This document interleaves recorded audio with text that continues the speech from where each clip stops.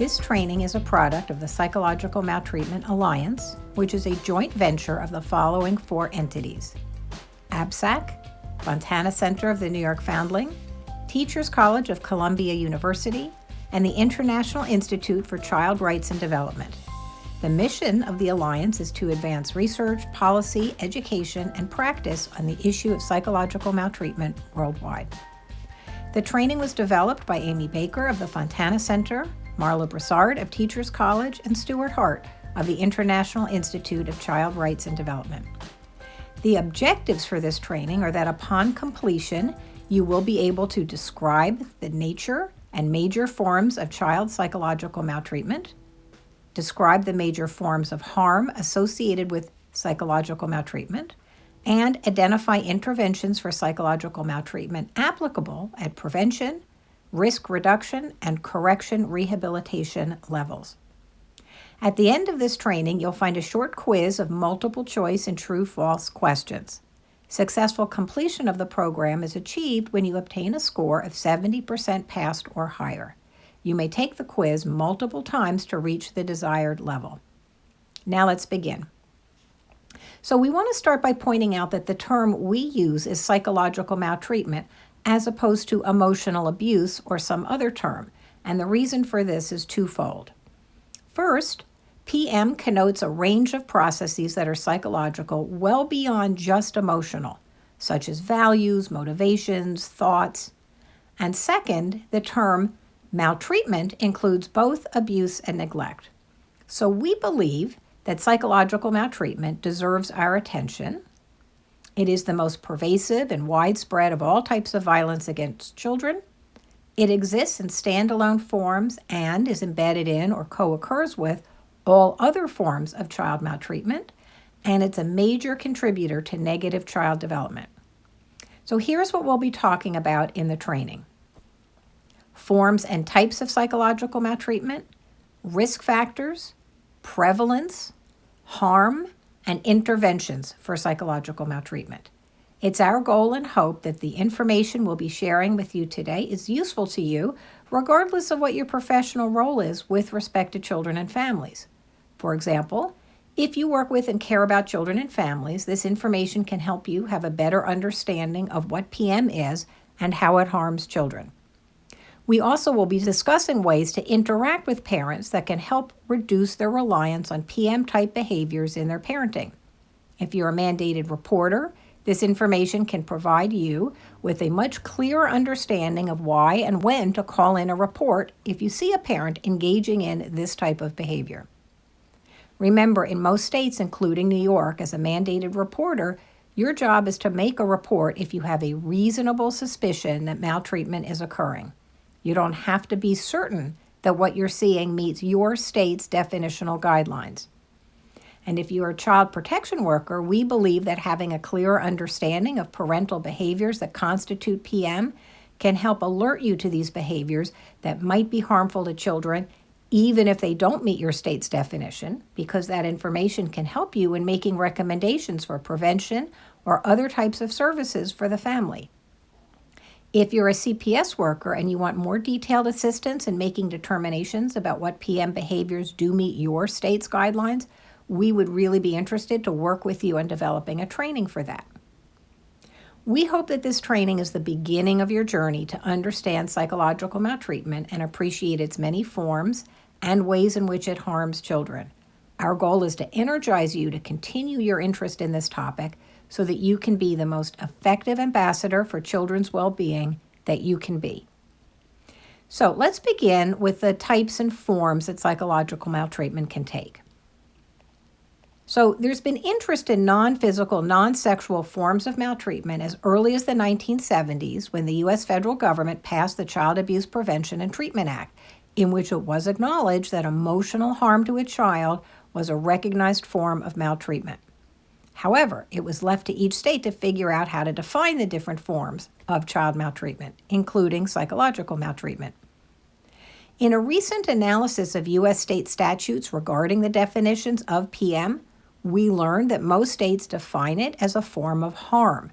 The definition we will be offering today, endorsed by the American Professional Society on the Abuse of Children, APSAC, identifies the behaviors likely to cause harm to children. We want to be clear, this is not the only definition of PM out there. There are other definitions beyond the one we will be training you on today.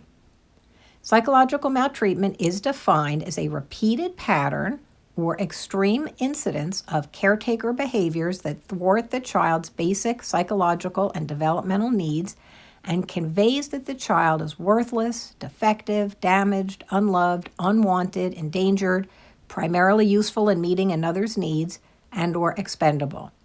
The definition and forms of PM presented here are the result of a long history of accumulated research and expert opinion. Again, there are other definitions, and there's a lot of overlap between them. Prior to discussing the major subtypes of psychological maltreatment, I want to highlight 4 issues that can sometimes make assessment and identification challenging. To be clear, I'm referring to difficult decisions child protection investigators make regarding making a finding. With respect to mandated reporters making a report, the threshold is lower and usually pertains to reasonable suspicion. The first of the 4 issues is that, unlike other forms of maltreatment, PM is sometimes assessed with a thick slice of data because PM is sometimes reflected in a pattern of behavior between parent and child and not a single incident. Unlike physical and sexual abuse, where a single incident is reportable and actionable, PM behaviors are often understood in the context of the relationship between parent and child. However, to be clear, there are single incidents that would clearly qualify as PM, and a pattern would not need to be observed, such as not taking a child for services after a suicide attempt, locking a young child in a closet for an extended period of time, or encouraging a child to engage in drug use, and so forth. But often, a pattern of behavior will need to be observed to determine that a parent is engaging in psychological maltreatment. The second issue is that for some PM behaviors, the age and developmental level of the child is relevant. What constitutes spurning, for example, can be different for children of different ages. Third, and likewise, some behaviors have different meanings depending on the cultural and family context. And fourth, there's not always a bright line between poor parenting and psychological maltreatment. Context, severity, age of the child all factor into the decision. But I want to be clear that the decision I'm referring to is not a decision to report, which is based on reasonable suspicion, but the decision that investigators will make with respect to having a finding that a parent is in fact engaging in psychological maltreatment. As you can see, there are 6 major types of PM: spurning, terrorizing, isolating, exploiting, corrupting, denying emotional responsiveness, and medical, mental health, and educational neglect. And what I want to do now is give you a quick tour of these types with some examples. The practice guidelines in the monograph published by APSAC include much more detailed information. Spurning is defined as verbal and nonverbal caregiver acts that reject and degrade a child. Examples of spurning include cruel nicknames, saying "I hate you," looking disgusted at the child, mocking the child for being sad, angry, hurt, or scared, treating one child significantly worse than siblings, and denigrating the child's loved ones, including friends, family, and even pets. Here's a photo of a child placed in a garbage can with a sign nearby saying, "Put your ugly children here." Some parents demean a child or play pranks on a child in the name of having fun, but children can still internalize the negative message even if the message is supposedly part of a joke. One form of this that's emerged recently is shaming the child online by posting humiliating and embarrassing pictures or videos, either as punishment of the child or to garner social media attention for the parents. The point is, something cruel done in the name of a joke does not protect the child from the psychological harm. Here we have the baby birds opening their beaks as the parent bird approaches the nest, and the parent is saying, "Gimme, gimme, gimme," mocking the children for being needy. Baby birds are hardwired to open their beaks when the parent approaches the nest, and likewise, children are hardwired to cry when they fall down or when they're scared. Some emotional expressions and needs are outside of our control. So if a parent experiences a child's normative expression of fear or hunger or sadness as greedy and disgusting and shameful, the child will take that in and come to believe that there's something wrong with him.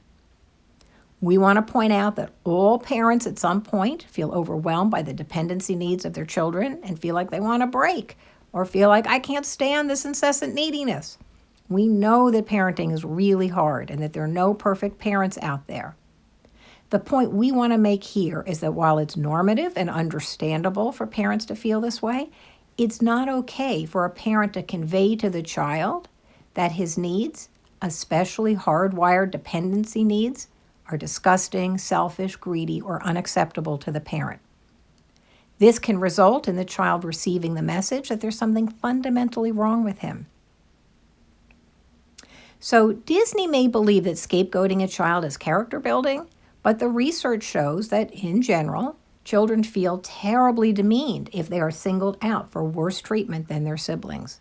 It's hard not to take it personally if a child observes the parent being appropriate and loving and nurturing and generous with the other children in the family and is only harsh and denigrating towards him or her. So I do want to warn you that some of the slides you'll be seeing may be upsetting, so if you want to look away, please feel free to do so. Terrorizing is defined as caregiver behaviors that threaten to or do hurt the child or the child's loved ones. Examples include threatening to abandon, expel, or disown the child, allowing the child to witness the parent harming him or herself or others, purposefully frightening the child or playing mean tricks on the child, telling the child that someone will hurt them when that's not the case, and expecting perfection and rejecting the child for failing to meet that standard. So obviously this is terrifying. I wouldn't want to be there. Perhaps you can think of a scenario that's routinely done where parents put a screaming child in a stranger's lap. You may think about parents putting their child in Santa's lap at the mall at Christmas time. A recent sampling of internet postings from professional parenting sites reveals that parents are being advised to not force their children to sit even on Santa's lap, as it can be terrifying for them and it can break their trust with their parents. There's a Snapchat filter in which it looks like a huge tarantula is crawling across the child's face. Parents have been holding the camera up to their baby or young child and using this filter. They then post the child's terrified response online with humorous comments. And here's an example of another Snapchat filter. Parents might think that they're playing a harmless joke on the child, but to the child, this is real and terrifying. So there are a shocking number of photos on the internet of babies with snakes that look big enough to strangle or eat the baby. This slide is a good example of how we need to check our own biases and assumptions. If this snake is not a danger to the child and the child is not afraid, then it's probably not an example of terrorizing. But if you walked into a home and you saw this, your heart rate might increase and you might feel afraid and you might make an assumption about what this means to the child. So this is an example of how context really matters. The next type of psychological maltreatment is isolating. This is defined as caregiver acts that consistently and unreasonably deny the child opportunities to interact with others.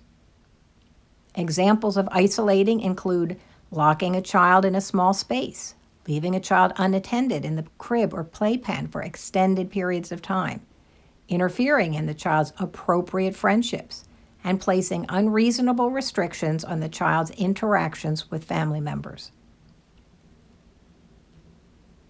So the joke here is that isolating a child does not generally lead to improvement in his or her behavior. When parents banish a child to his or her bedroom for acting badly, for example, it can cause resentment and a feeling of being unwanted and unacceptable. I imagine you can think of a less extreme form of this, timeouts. Many parenting experts now promote what is referred to as a time-in which a dysregulated child is invited to snuggle and have a loving, calm experience with a parent, rather than being banished from the parent until the child gets himself together on his own. This documentary shows the negative effects on 7 siblings, 6 are shown in this picture, who were never allowed out of their apartment and how it warped their behavior. For example, they became obsessed with reenacting extremely violent movies. However, because they had each other for social interaction, their development was not completely compromised. Unlike Jeannie, this is the true story of a girl who was raised in total isolation. She was raised in near total darkness, alone in a closet. The impact on every aspect of her growth and development was profound and long-lasting. And just to make sure the point is clear, she was not physically abused, she was not sexually abused, all of her basic needs were met, her basic physical needs were met, but she was undeniably harmed. The next type of psychological maltreatment is called exploiting corrupting, defined as caregiver acts that encourage the child to develop inappropriate behaviors and attitudes. Examples are behaviors that encourage or expose or engage the child in a range of antisocial and unhealthy behaviors and activities such as pornography, truancy, drug abuse, and the like. This is an Indonesian 4-year-old who smoked 2 packs of cigarettes a day starting when he was about 18 months old because his father introduced him to cigarettes. Here you have a child exposed to alcohol, and of course there are other troubling things going on, such as nudity, and the child's taking care of the parent. So there are numerous photos online of parents dressing their children up as sexy adults and posing them, for example, as pole dancers. This is a good example of parents sexualizing their children. And of course, this is also encouraged by the advertising industry, which dresses up young children to look sexually knowledgeable and available. This photo appears to be, but I can't know for sure, I don't know the context, a very young child engaging in using drug paraphernalia, a bong. Even if there's no illicit or unhealthy substance in this container, the child is clearly being exposed to drug paraphernalia at a very young age, which can later habituate him to the idea that using drugs is accepted and normal, obviously exploiting and corrupting his morals.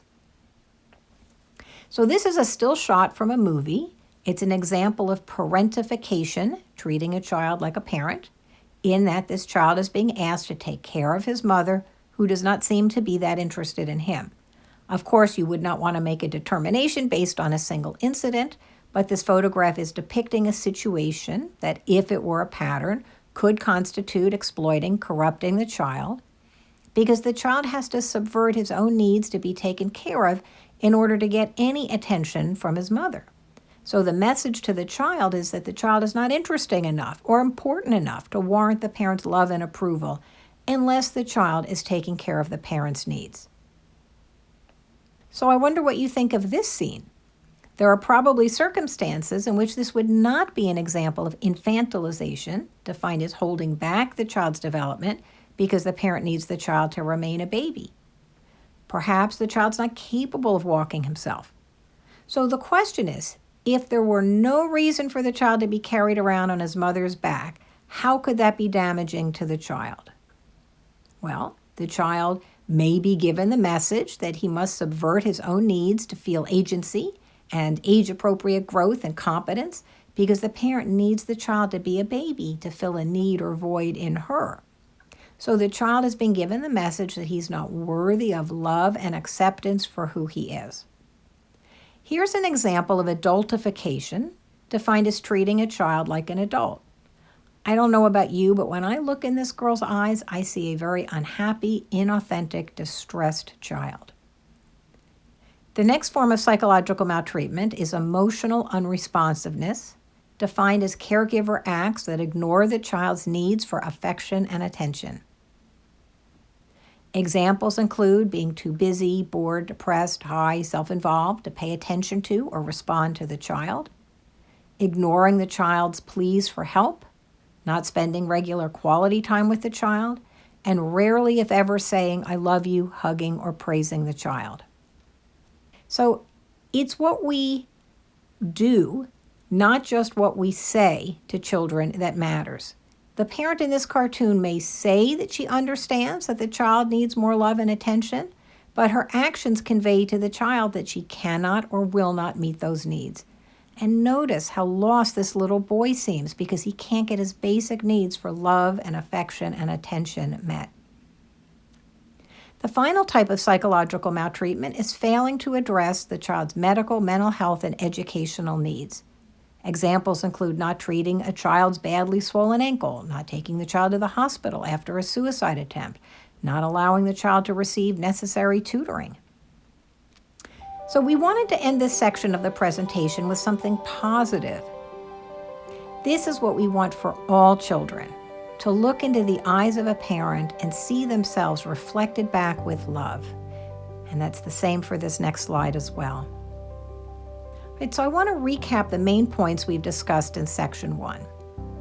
First, we endorse the Hart, Brassard, Baker, and Cheeld 2017 definition of psychological maltreatment, although there are others. This definition has 6 major types. Each type has many subtypes and examples. This definition identifies the caregiver behaviors, although some state statutes focus on harm to the child. And all types of PM behaviors must be understood in the context of the child, the family, and community.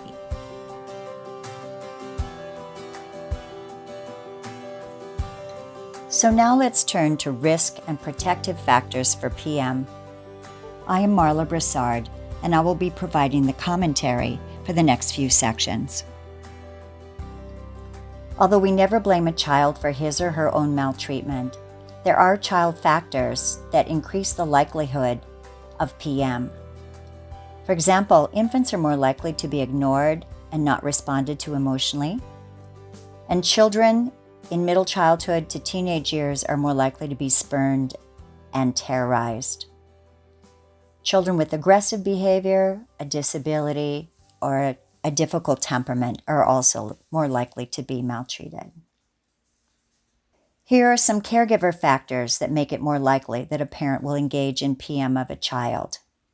So being really young, having a mental illness, having genetically influenced irritability or low impulse control, having a history of child maltreatment.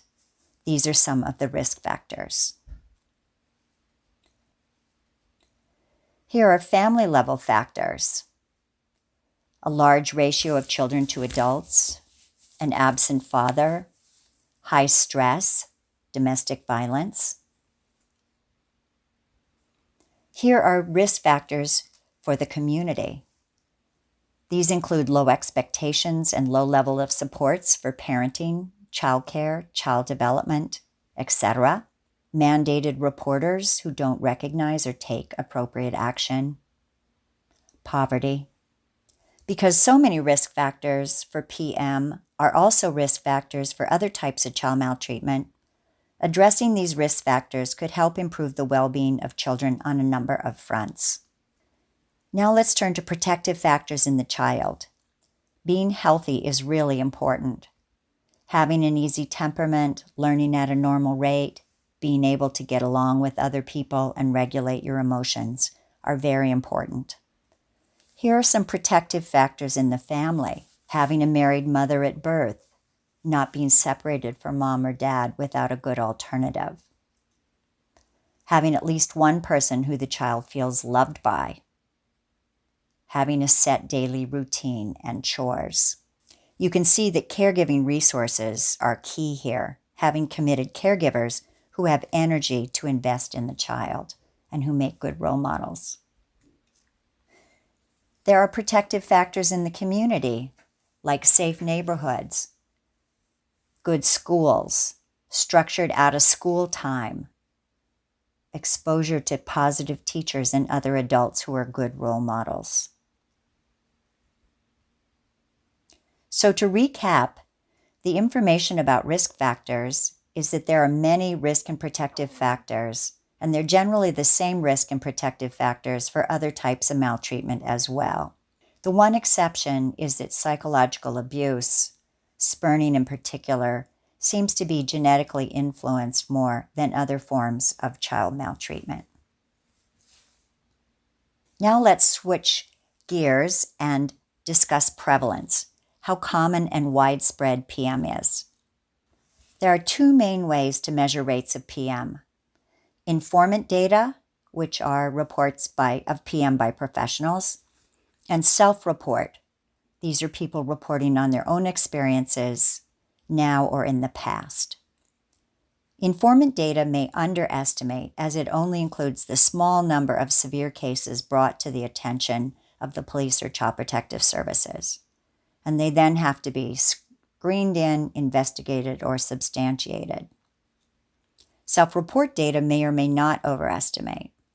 It may overestimate due to people labeling less severe incidents as abuse, but it could also be accurate because PM isn't considered abuse under some states' laws, and child maltreatment professionals are reluctant to report it. There's no way to come up with a single number that lets us know how common PM is because of variations in methods such as samples, measures, definitions. But looking at the data across a number of studies, it's safe to say that these numbers are valid. 10 to 30% of community samples experience moderate levels in childhood, and 10 to 15% more severe and chronic forms. Of particular interest to those of us who work in the child welfare system is the experience of PM by children in foster homes. The data here come from a study conducted in 2013, which shows that about 1 in 4 children in foster care reported some PM by a foster parent, and 2/3 reported PM by a birth parent. To recap, PM is widespread, although reports vary, and even foster parents engage in PM. Harm caused by PM. One way to think about harm is in relation to other forms of child maltreatment. Interestingly, different types of maltreatment are treated very differently. Sexual abuse is consistently defined, always illegal, and is a felony investigated by the police. Physical abuse is consistently defined, illegal, and addressed by Child Protective Services in all U.S. states. Neglect is variously defined, but often addressed by Child Protective Services when reported. PM is variously defined, is not in all state statutes, is often screened out if reported, and few intervention programs address it. Does research support this ranking of child maltreatment forms as to seriousness? No, it does not. Research shows that PM is as harmful and in some cases worse than other forms of child maltreatment. Some of the evidence of harm caused by PM is from the Adverse Childhood Experiences study, ACEs, and its offshoot and replications. Back in the mid-1990s, the Center for Disease Control teamed up with Kaiser Permanente to document the long-term effects of various negative childhood events. The original ACEs study had roughly 7,000 individuals who reported on 7 negative childhood events, including emotional abuse, specifically spurning and terrorizing. Many of the papers written about the ACE data have demonstrated that all ACEs, including and especially psychological maltreatment, have strong and consistent associations with poor outcomes. ACEs are associated with numerous physical and mental health outcomes, including traumatic brain injury, depression, anxiety, and suicide, unintended pregnancy and pregnancy complications, HIV, cancer, diabetes, alcohol and drug abuse, and education, occupation, and income. What we have learned from the ACE and other studies is that all forms of child maltreatment are associated with poor outcomes for children, including psychiatric conditions. For example, child maltreatment accounts for 59% of all depression and anxiety conditions worldwide. Some researchers think child maltreatment has non-specific negative effects, that it doesn't matter what type of maltreatment one experiences. But many studies show unique effects for each type of maltreatment. And by unique, I mean that even when you take into consideration whether or not a child has experienced other forms of child maltreatment or not, it's the psychological maltreatment that accounts for most of the negative outcome. The unique effects of PM fall into 5 major categories: depression and suicide, conduct disorders, thought problems, cognitive decline in infancy and low cognitive functioning, and physical health problems. Harm type 1, depression and suicidality, are most closely linked to psychological maltreatment than other forms of child maltreatment. For example, the ACEs study found that childhood emotional abuse posed the greatest risk of the ACEs for both lifetime history of depressive disorders and recent depressive disorders. Suicidality is more strongly linked to PM than other forms of child maltreatment. For example, a meta-analysis of 15 high-quality international studies found that suicidal behavior and child abuse were closely linked. Emotional abuse in the forms of spurning, terrorizing, exploiting, and corrupting had the strongest effect among the 5 types of child maltreatment. Here is a clinical example. Lena, age 5, was the result of an unplanned pregnancy, and she was the recipient of her mother's verbal outbursts, which grew more intense as her parents' marriage deteriorated.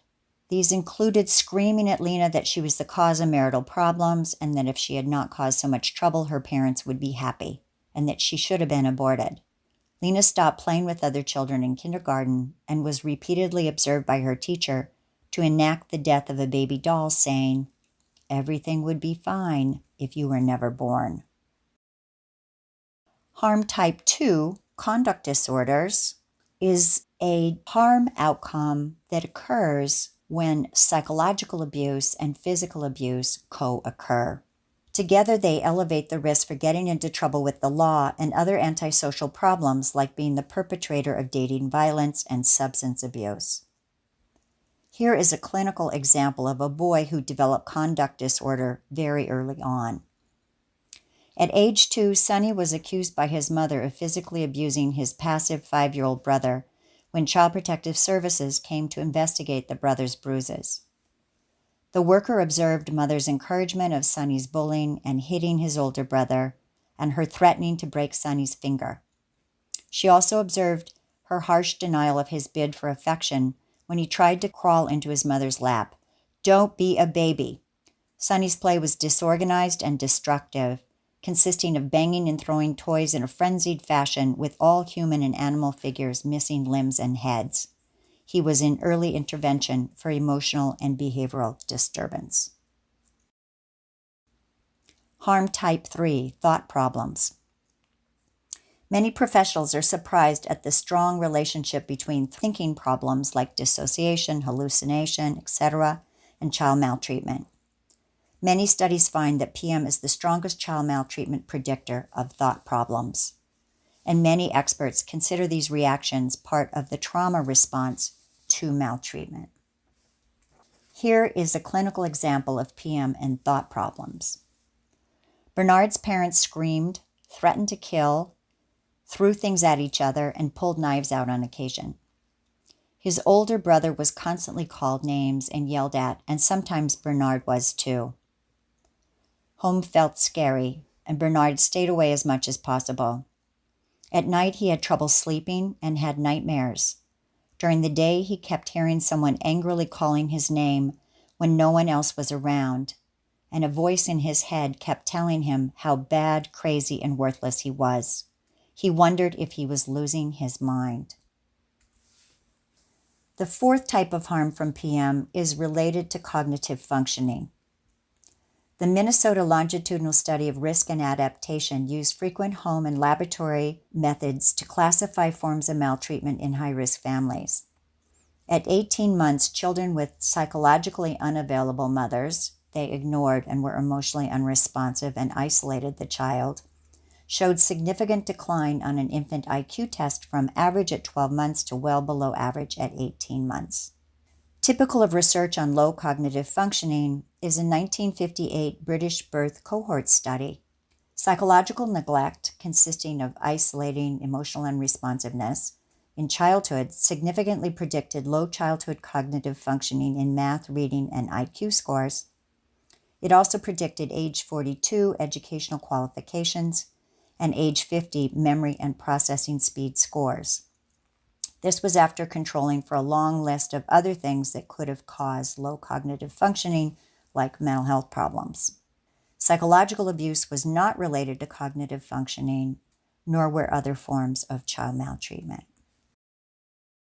Here is a clinical example. Baby Jose was fed and changed on a regular schedule, but there was no cuddling even during feeding, little talking, and no eye contact. A developmental evaluation at age 12 months found him on track. He was meeting developmental milestones, but by 18 months he had made little progress and was now well below average in language and social responsiveness. He was easily frustrated and inattentive, and didn't cooperate with adults. He was referred to early intervention services. The fifth area of impact of PM is physical health and development. Some of these findings tying PM to physical health problems are striking. Our favorite, because it's so unexpected, is the Japan Environment and Children Study, a nationwide population-based birth cohort of 80,000 mother-infant pairs. The researchers controlled for 16 things that might be related to hearing loss, like noisy environment, and they found that spurning and terrorizing of the mother by her partner during pregnancy was significantly associated with a hearing referral for the infant after 2 failed screenings in the first week of life. Physical abuse of the mother by her partner was not related to a hearing referral. The relationship of PM to asthma is well known. The deficit in adult height is not. 5 big ideas with respect to harm are: the research is high quality and extensive. PM has been associated with poor outcomes in 5 different domains. Poor outcomes are both in the short run and over the course of the child's lifespan. One way to conceptualize PM is as an adverse childhood experience. And despite the research, PM is not treated with the gravity that it deserves. And now we turn to the issue of when poor parenting crosses the line into PM and needs to be reported. We know from research what PM caregiver behavior is. We have presented a research-based definition in this presentation, and there are others listed here. They overlap a great deal. But many jurisdictions do not require caregiver behavior per se, they require harm. So in order to decide whether to report or not, you need to know the law in your jurisdiction. And if your jurisdiction requires harm, what harm might look like. Then, if you have reasonable suspicion, you can report it. In a recent article analyzing U.S. state statutes regarding the definitions of PM, we learned that a few states define PM using parental behaviors. Delaware is one of them. They define emotional abuse as threats to inflict undue physical or emotional harm and/or chronic or recurring incidents of ridiculing, demeaning, and making derogatory remarks or cursing. In other words, spurning and terrorizing. And then neglect is failing to provide care necessary for the child's emotional, physical, or mental health.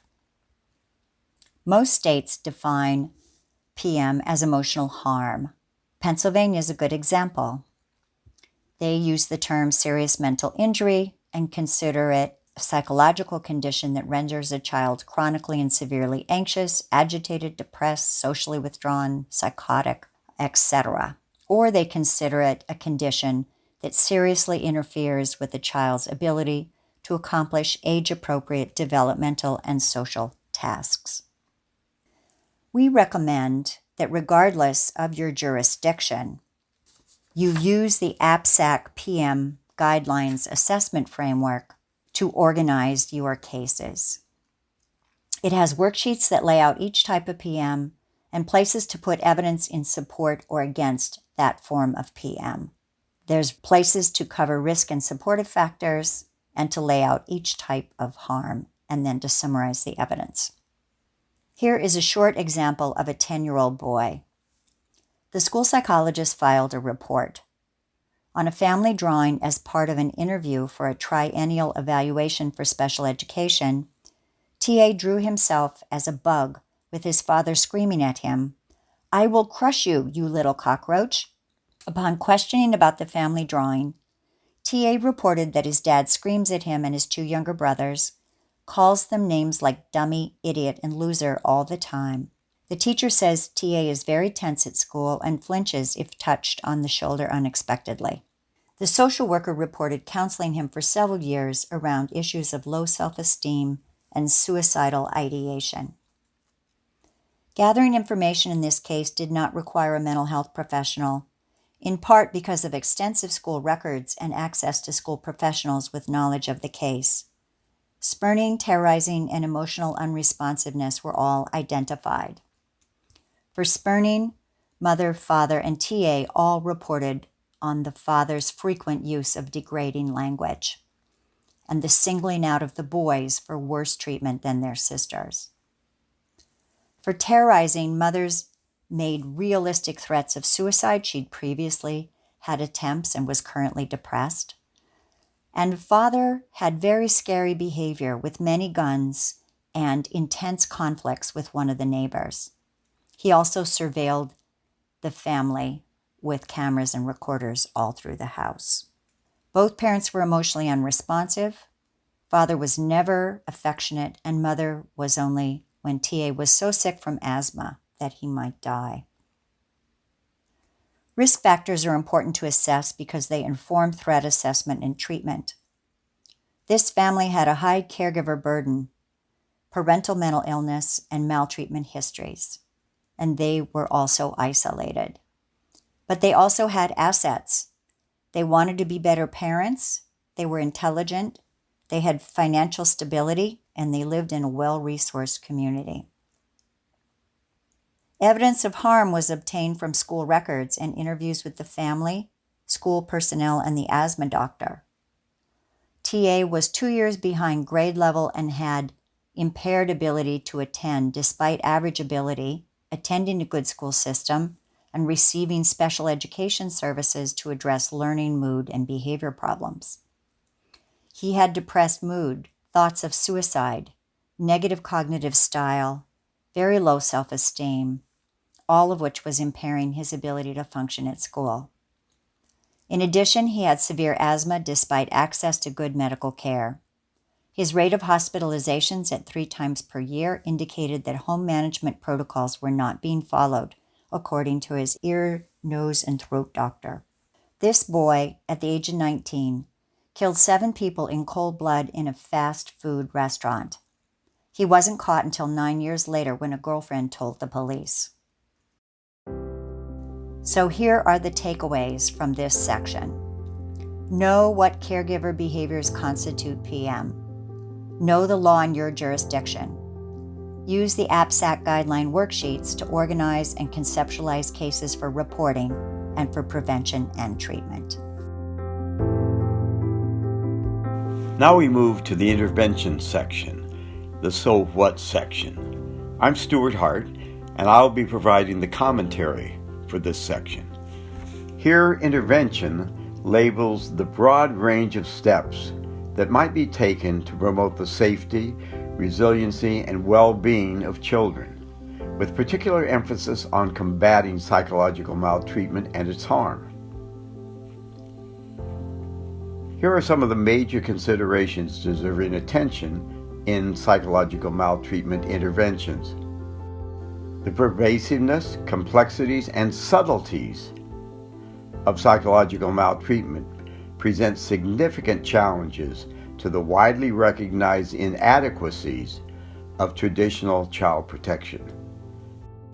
Realization of opportunities across the full social ecology is needed, which means intervention should target intra-individual and interpersonal levels as well as social norms and systems levels across all 3 intervention tiers, which are promotion of safety and well-being for all children, reduction of risk where it exists, and correction and rehabilitation when psychological maltreatment has occurred.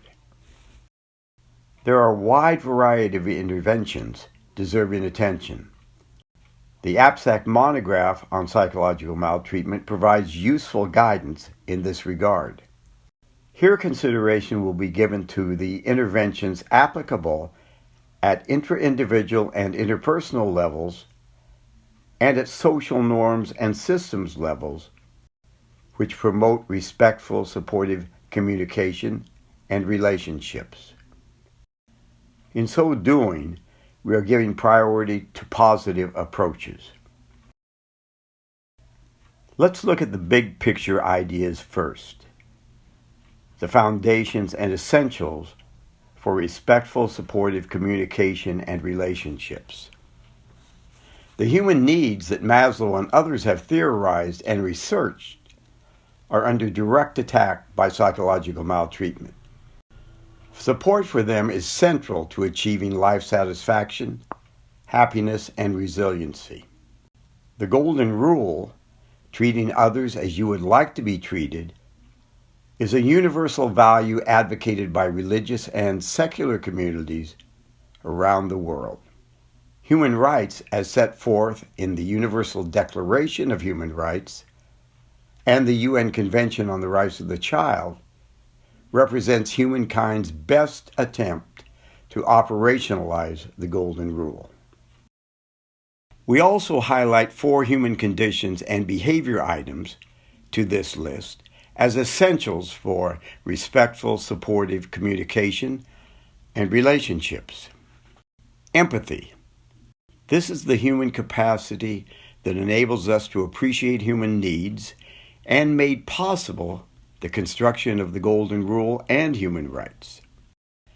Goleman, of emotional intelligence fame, indicates it has 3 forms: cognitive, the ability to understand what others are thinking and feeling; emotional, the ability to feel what others are feeling; and compassionate, the ability to translate the cognitive and emotional states into carrying action in the best interest of others.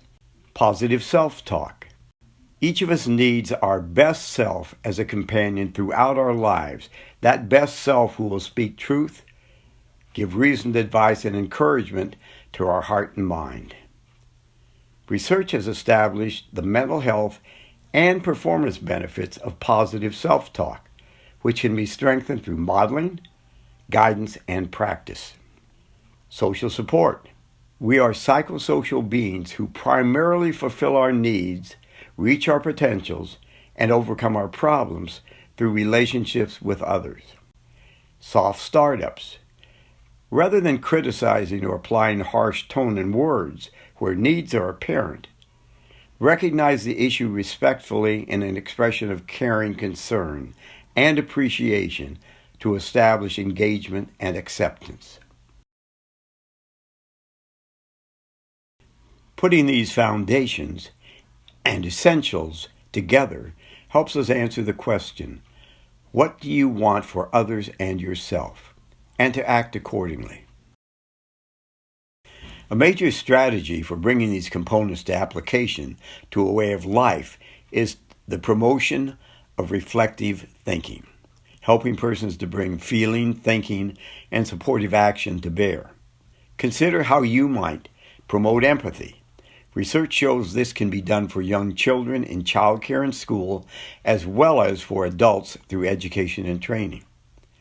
Encourage Golden Rule perspective taking by modeling it and encouraging others to stop, empathize, and choose steps they would want taken for themselves under existing circumstances. Establish and publicize understandable, research-supported psychological maltreatment definitions and standards to guide reflection, decisions, and actions across the full social ecology. Provide psychological maltreatment education for general and selected publics to establish standards and norms for reflection to guide action. Establish no-hit zones for physical and psychological violence in homes, in health, child and family services offices, in schools, recreation, and faith sectors to promote social norms, reflection, expectations, and respect. Use video feedback to promote reflection and guide improvements in caregiver interventions. Employ the relational interventions that researchers rate highly and which prioritize understanding caregiver and child perspectives. In combination with these ideas that benefit from reflection, load your end of the intervention balance board with assets and strengths. This can greatly increase the likelihood of positive engagement, teamwork, and investment in interventions. A strengths or assets-based approach can join and interact with the reflective approach to increase the power of interventions. Here are some of the ways to do this. Help caregivers and child peers become strengths-oriented and supporting. Employ Gottman's magic ratio, 5 positives to every 1 negative interaction for dealing with conflicts between those in close relationships. Model, encourage, and promote this standard. Related research predicted whether couples stayed together or parted. Criticism and contempt are particularly to be avoided. Model and promote positive self-talk based on existing strengths and genuine potentials. Recognize the power in self-talk we already use, for example, in prayer, in guiding our next actions, in lifting us up through the lyrics to songs. Make it more intentional and strategic. Promote positive parenting practices. Resource your helping centers with the best available alternatives. Apply appreciative inquiry, a widely respected research and practice orientation to child caregiving behaviors.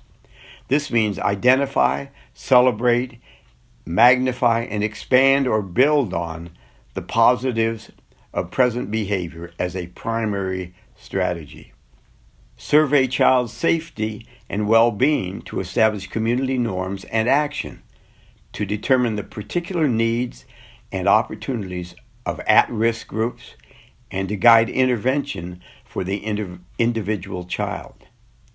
The Search Institute, the International Institute for Child Rights and Development, and the International School Psychology Association are all piloting instrumentation in this area. Make a follow-up contact if you are interested. And now, a recommendation for each and every person viewing this program. Become and help others become an upstander who recognizes a need and takes supportive action, rather than a bystander who observes and moves on. Here's a problem example at the interindividual and interpersonal level with an opportunity to respect, engage, support, and guide. What would you do if, at the child care center, you as a staff member or another parent observed a mother on the rush trying to remove the boots and jacket from a crying, fussing, and flopping 14-month-old son, say in a loud, angry voice, "Stop acting like a baby. You're a big boy, so stop being a crybaby. If you don't stop right now, I'm going to lose my job." And here's what might be done, employing soft start, empathy, and encouragement. To the mom, you're trying so hard to keep your job and be on time to work, and you must feel frustrated and anxious that your baby is making it hard for you to leave. To the mom about the baby, he must love his time with you, and it has to be hard separating, especially on a stressful morning. Crying is how he tells you he doesn't want you to leave, but once he gets settled down, he'll have a good time. To the baby, with the mom listening, of course. It's hard to say bye-bye to mom, but you're going to have lots of fun today with Jason and Anna. When she comes back, you can tell her about the train you played with and the swing. You can also be an upstander at the social norms and systems level in your service environment. To assure children are not being hit, yelled at, or degraded, establish a culture of respect and kindness in which staff intervene with soft start, compassionate empathy. Staff treat children and adults as they would want to be treated. Children are provided with furniture, space, and resources for their comfort, play, and inquiry. And signs are posted proclaiming this is a no hitting with hands or words zone. The National No Hit Zone program provides a wide variety of good options at individual and social norm systems levels. Go to that website for ideas. Applying all these and more ideas across the 3 tiers is strongly recommended. Here are some of the advantages to doing this. It recognizes and respects the contributions of social ecology realities.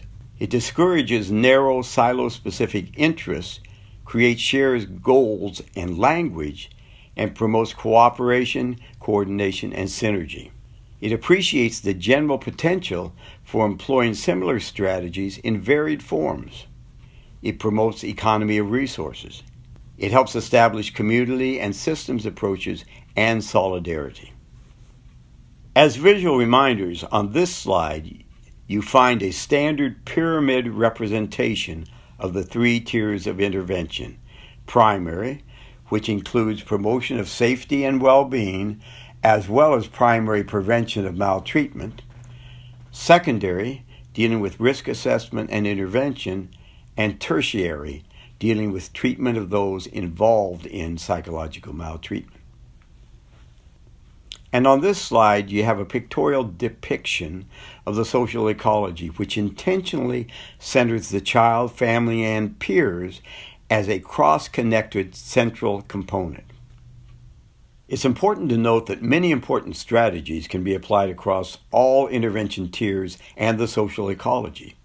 Here are some examples. Raise and support social norms, which can mean promote well-being and prohibit psychological maltreatment through a common set of standards applied across sectors. Focus on child well-being. Promote quality relationships and relational interventions. Promote reflective thinking to guide decisions and actions. Promote assets and strengths approaches. Promote positive parenting. Promote positive self-talk for parents, children, and service providers. Promote compassionate empathy. Take a public health perspective. Take a human rights approach.